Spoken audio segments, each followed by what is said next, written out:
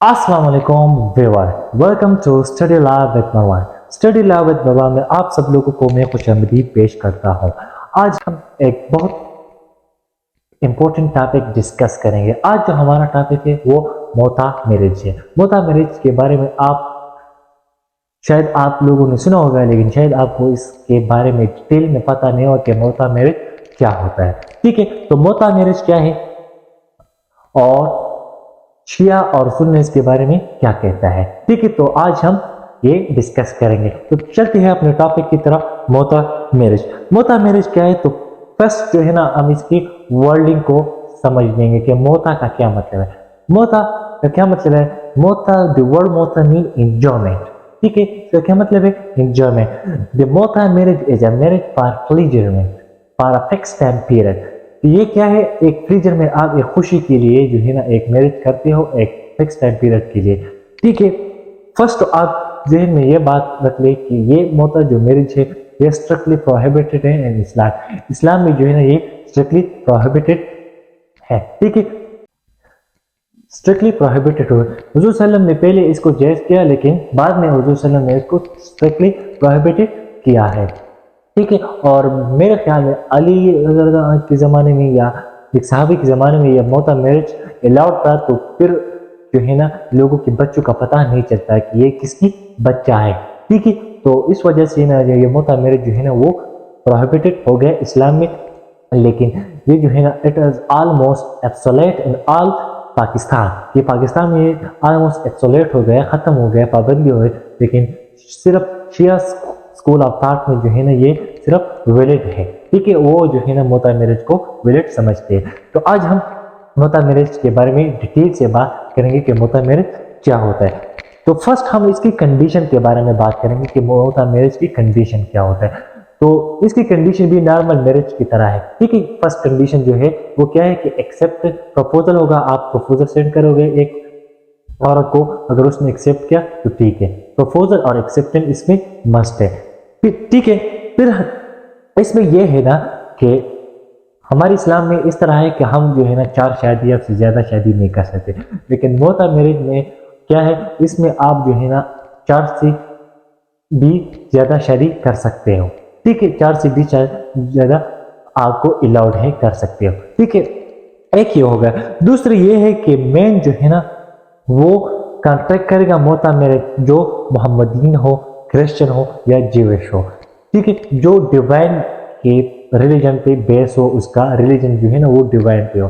ठीक है, तो तब उन लड़की से आप जो है ना मोता मैरिज कर सकते हो। लेकिन वह एक औरत के लिए वो नॉन मुस्लिम के साथ कभी भी शादी नहीं कर सकते, वो स्ट्रिक्टली प्रोहिबिटेड है। लेकिन मेन भी कर सकता है तब जिसकी बेस रिलीजन हो वो डिवाइन पे हो। ठीक है, फिर आपको ये बात भी याद रखना, अगर आप मोता मैरिज कर रहे हो तो वो निखानामा में आपको जो है ना एक फिक्स टाइम पीरियड जो है ना वो लिखना होगा कि इतने टाइम से लेकर इतना टाइम तक हमारा जो मैरिज है वो रहेगा। ठीक है, जब मैरिज के टाइम पूरा हो जाए तो after expiry of time the marriage जो है ना एक्सेल्फ डिसॉल्व, मैरिज जो है ना खुद ब खुद डिसॉल्व हो जाएगा। ठीक है, जब आपका जो टाइम पीरियड है वो खत्म हो जाए। लेकिन इसमें ये एक बात आपको याद रखना होगा, अगर शोहर के पास ये एक हस्बैंड के पास ये अथॉरिटी, ये इख्तियार है, अगर उसने मोता मैरिज किया और मोता मैरिज के एक्सपायरी में टाइम है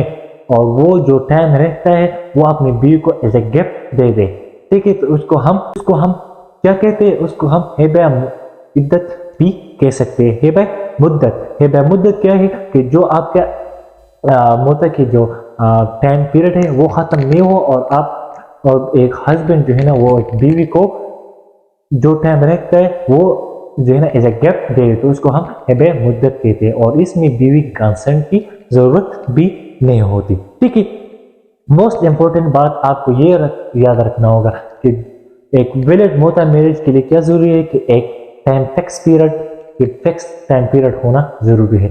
दूसरी ये भी ज़रूरी है कि एक प्रॉपर दौर हक मेहर भी ज़रूरी है। अगर ये दोनों मौजूद है तो फिर ये वैलिड मैरिज है। अगर इन दोनों में एक भी नहीं है तो फिर ये वाइड मैरिज है, ये वैलिड मैरिज नहीं है। किस तरह कि अगर प्रॉपर हक मेहर हो और टाइम पीरियड फिक्स हो तो फिर ये वैलिड मोता मैरिज है। अगर टाइम पीरियड फिक्स नहीं है, ठीक है, और प्रॉपर हक मेहर है, लिखा है, हक मेहर मौजूद है, तो फिर ये मोता मैरिज नहीं है, ये एक परमानेंट मैरिज है। क्योंकि मोता मैरिज के लिए क्या कंडीशन है कि फिक्स टाइम पीरियड होगा और प्रॉपर डावर हो गए, हक मेहर। अगर ये दोनों मौजूद है तो फिर ये मोता मैरिज है। अगर टाइम पीरियड फिक्स नहीं है और सिर्फ डावर मौजूद तो फिर ये परमानेंट मैरिज है, ये मोता मैरिज नहीं है।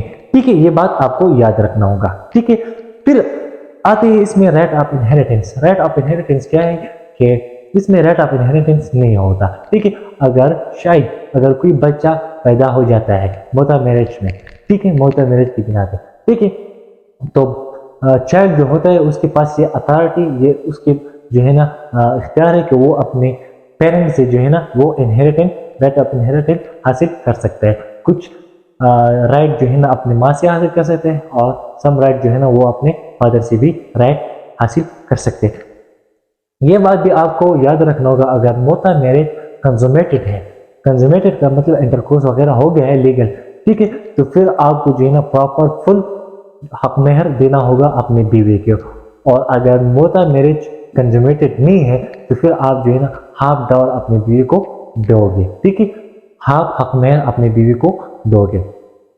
ठीक है, फिर अगर बीवी ने आपके साथ जो टाइम जो है ना डिसाइड किया था या लिखा था कि मैं आपके साथ इतना टाइम गुजारूंगा मोता मैरिज के लिए, जो आपने फिक्स किया था, अगर उसने वो टाइम पूरा नहीं किया और शोहर को छोड़ दिया तो फिर जो है ना इस कंडीशन में शोहर जो है ना एक प्रोप्रिएट हक मेहर जो है ना दिन के लिहाज से जो है ना उसको एक हक मेहर दे सकता है। ठीक है, और ये बात भी आपको याद रखना होगा कि हक मेहर के मोता मैरिज में जो है ना a wife can not sue for maintenance के लिए वो सू नहीं कर सकते। तो ये था मोता मैरिज के बारे में। उम्मीद है आपको ये समझ आएगा कि मोता मैरिज क्या होता है, मोता मैरिज क्या होता है, उसकी क्या कंडीशन है। तो ये छोटा सा टॉपिक था तो मैं आपके साथ डिस्कस करना चाहता। तो thank you for your time and watch.